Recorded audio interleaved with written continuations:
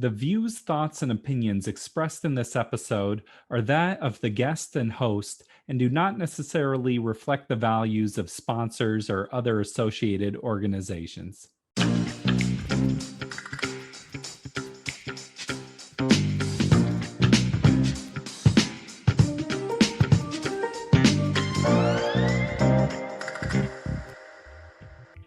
Welcome to the Parental Compass by Family Education and Support Services.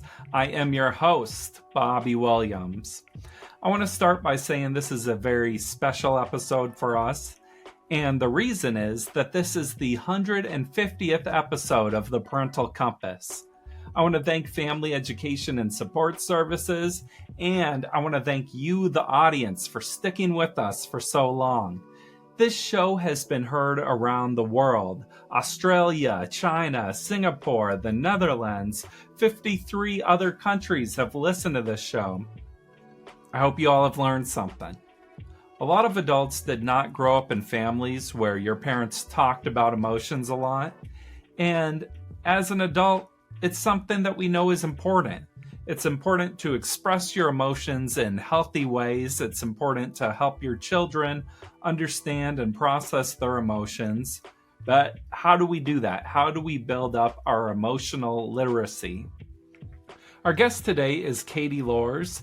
Katie is a licensed mental health counselor and author of the new book, Holistic Wellbeing, a guide to being intentionally mentally well.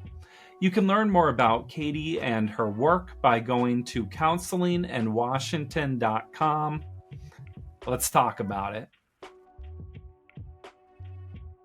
So emotional literacy is really the language of emotions. And so I think that like when we're thinking about emotional language, sometimes we don't always, it can be difficult to express those emotions using words because of how our brains work, that when we're feeling really emotional, our language centers kind of shut down. And so it's kind of this conflict. And so I think that when it comes to emotional literacy, when we practice and understand and use different emotion words, we start to get a bigger vocabulary, which helps us to understand our emotions better and helps us to be able to articulate them better. So, for example, a lot of times in therapy, I'll start with simple words like mad, sad, and glad. And those are kind of really basic words, but they're words that people can really identify with. Oh, I feel mad right now. I can feel it in my body. I feel sad right now. I can tell, maybe I can connect that to some thoughts or something happening in my body. If I'm crying, that's a signal. And then glad or happy, we can kind of identify those. But when we're really looking at emotions, there's a nuance to those words that can better describe what we're feeling. So mad might be irritated, frustrated, disappointed. Glad might be ecstatic, excited, motivated. And so those are kind of examples of emotional vocabulary and emotional literacy that can help us to talk more with a better understanding of what we're actually feeling. So, a lot of adults did not grow up with this idea of emotional vocabulary. And so, how can you start to build that within yourself or understand it more? And why is it important versus just being like, I'm angry? Yeah, that's a great question. And I'm a visual person. I think a lot of people are, but there are a variety of ways that you can start to increase your emotional vocabulary and your emotional literacy. One of my favorite ways is there are these emotion wheels that are out there. If you just go on the internet and Google it, you'll see one pop up, and it really sort of breaks it down into kind of um, a pie structure, but also kind of like a dartboard where it just gets more and more refined. So in the very center of the dartboard is kind of those basic feelings of happy, sad, and mad. And then connected out further to that, it gives you other descriptive words that are going to be more nuanced, and then even more descriptive words that are more nuanced. And I think finding a picture like that and even just putting it up in your house or putting it in a notebook or on your phone, you can kind of go through and look at it and say, when you're feeling something, you can kind of go, wait a second, what am I feeling? And start to really connect to the different words. When we are um, feeling a lot of intense negative emotions, it's hard to practice things. Our bodies and our minds learn best when we're happy and we're feeling good. So I really encourage adults and children too to practice those emotion words when you're calm and happy. Get those pictures out, whether it's an emotion wheel or whether it's happy faces, emojis, that show the different emotions, and help point them out to yourself or to your children to kind of help you discover that language and what it means. I want to push you on this a little bit though, of why is Mhm. it important to understand these real nuanced things? Like what difference does it make? Right. So I think that it's important because when we understand, when we can articulate what we're feeling, it allows us to connect with each other in a deeper way. So, and it also it can sometimes soften the intensity of the emotions too. If I just feel angry and that's the only emotion I feel, I might not be able to connect to the thoughts that are behind that anger. I might also not be able to connect my actions that are behind that anger as well. But if I can say, "Oh, I feel disappointed," I might be able to say, well, what do I feel disappointed about? And I can kind of walk closer into that. Maybe I feel disappointed because I didn't do well on a test. At first I might just feel angry about that. But when I can say, oh, I feel disappointed didn't do well on a test, I can look at that and say, okay, now what behaviors can I do to alleviate that feeling that I'm having? Maybe I can study more. Maybe I can talk to the teacher and see what I could have done differently. Maybe I can recognize that I wasn't doing the things that I needed to do to prepare for the test. But it starts to help you change your thoughts about it and also your behaviors about it. You want to be a good example for your child, and children model your behavior.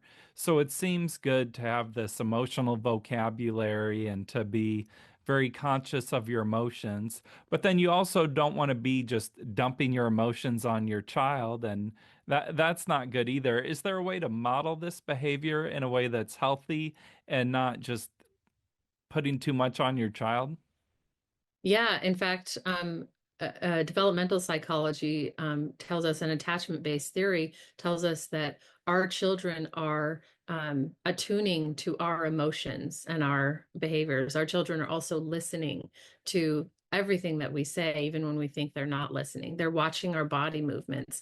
So they're very, very attuned to us, and they regulate based on our own emotional regulation. So if I'm a parent who's very, very stressed, my child's going to pick up on that and they're going to be stressed. They're still learning how to regulate their emotions. And so we as adults really have to be the model for how to regulate emotions.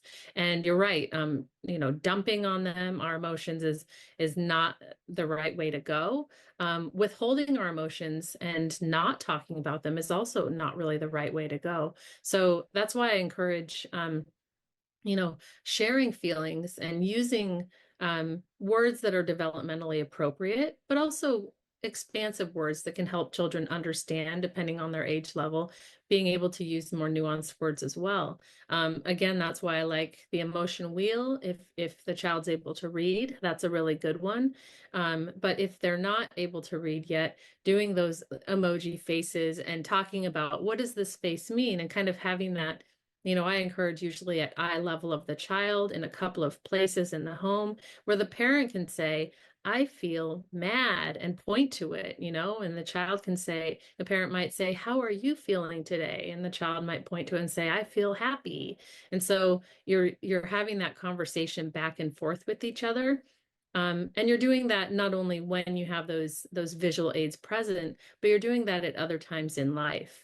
Another thing that can work really well is when talking to a child, say if you're having a disagreement with them and they're very upset, a lot of the research supports actually um, connecting with the heart first before you connect logically. And so there's evidence to support that, we really need to connect on an emotional level before any problem solving is going to happen.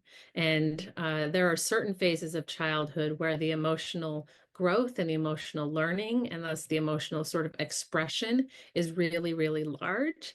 And that's usually around those toddler years and those teen years. So a lot of times I look at that and I kind of say, oh, we have those like terrible twos or the teenage years, and then we have those teen years where children are really, really emotionally expressive, but they're also feeling such intense emotions because their brain is going through a huge emotional growth spurt. And so those times it's really, really important, especially important to be having those conversations, connecting with the heart first before we go into any consequences or any trying to explain or problem solve what went down. As a parent, you can never stop, though. You have to always be attentive or keep pushing forward. What's the difference between regulating your emotions and suppressing them? Is there a distinction? I think so, definitely. I think emotional regulation is kind of staying in a window. And a lot of times therapists might talk about it this way, and that there's this kind of window, and I'll use my hands a little bit to describe, but a window of emotional tolerance between my hands is kind of what's socially acceptable, but also emotionally acceptable without going overboard, feeling too much emotion or not enough emotion. And so regulation really is about emotional expression that allows you to get some of those emotions out, which it's important with emotions that when we name them, we tame them, is something that Daniel Siegel, I think, is the one who said that, and he talks a lot about attachment-based theories. But when we name emotions, we can tame them. We want to be regulating our emotions in a way that we're not exploding, but we're not imploding either. We're not just holding them in, and we're not letting them all out anytime, anywhere, because neither of those extremes is really going to allow us to connect and have meaningful interaction with those emotions. Do you have any good just grounding techniques or something you can do when you feel yourself getting real emotional, like you know it's happening? What can you do to recenter yourself? So there are a couple of things that I recommend regularly with people, and not everything works for everyone. So I think you have to try a variety of things, and there are more than I can even talk about today. But I'll share a couple that I think work really well. One of them is that I think that when we're feeling strong emotions, it can help to engage physically. So maybe you're going to walk around and move your body. Aligning your body, standing up straight is an empowering move, and moving your body can help kind of move the kinetic energy that's happening in your body. That goes for depression or anxiety. Movement is really going to help that. There's a pose called the victory pose or the Superman pose, which is one that can really move you out of a feeling of not being in control, which you may feel sad, overwhelmed, depressed, anxious, any of those things. But if you kind of put your hands on your hips and put your chest out and kind of stand like Superman might stand, or really proud, like you just won an award, that's something that can help you to shift your emotions from kind of closed off and internalized to a frame of confidence and empowerment. So those are two things that I would encourage sometimes. Another one is breathing, but breathing is a hard one for some people. So sometimes deep breathing can be very relaxing, and sometimes it's really hard to do it in the moment. So I kind of encourage practice with that, but knowing that if it doesn't work for you, there are other things that you can try. And it can take quite a bit of effort and practice to kind of get good at using breathing to regulate your emotions. Can I share one more? Sure, go ahead. Okay. One more that I like to do, and you can teach children this too, but it's just finding your pulse. So if you put two fingers on your wrist and are finding your pulse, and then you can feel the beat of your pulse and you start counting it as you breathe in and out, that actually can really help you to regulate because you're feeling how the change is happening in your body. Do you have any examples of how you've used these ideas in your own life or any interesting stories? Yeah, I mean, I think I learned as a young child, and I didn't realize this until I was older, but I learned how to regulate my emotions and sometimes over-regulate them. And I had to learn how to regulate them in an emotionally healthy way. I think through my own research and learning and support of other people in my life who showed me how. But I remember even as a child, sometimes getting really, really anxious and not knowing how to calm that anxiety. And I would internalize it a lot. And so one thing that I did, which I don't hear people talk about this much anymore, but when you hyperventilate, you kind of breathe into a paper bag. And that actually is something that I did when I was a child. I remember that, and I remember how it actually did help to calm me when I was hyperventilating. It helped me I could feel the change in my body, just noticing that it helped to calm me down. I think as I've gotten older and I've learned that you can never have too many tools to put into your list of what helps you to regulate yourself and what helps you to feel calm and peaceful and content, which are feelings that I like to feel, or maybe even excited and empowered. So I think that it's for me, it's a balance of incorporating a lot of different things, getting enough sleep, eating healthy, drinking enough water, getting daily movement and things like that. All of those things really help me to regulate my own system. What is an emotional belief that you hope children can grow up with? I think the basic thing that I want people to walk away with is that it's okay to express your feelings. And I think that comes a lot from growing up in an era where it wasn't always okay to express your feelings. But I also want the message to be like, it's okay to express your feelings, but also you have responsibility in how you express your feelings. And so when you learn how to express them, when you learn how to put language to it, that can really help you not only connect to yourself in your internal world, but also connect with other people around you so that you have safety and support and resources that you can use when you are feeling overwhelmed or stressed out or anything like that. Well, Katie, thank you so much for taking the time to talk with me and to come on the show. Name your book and where can we find it?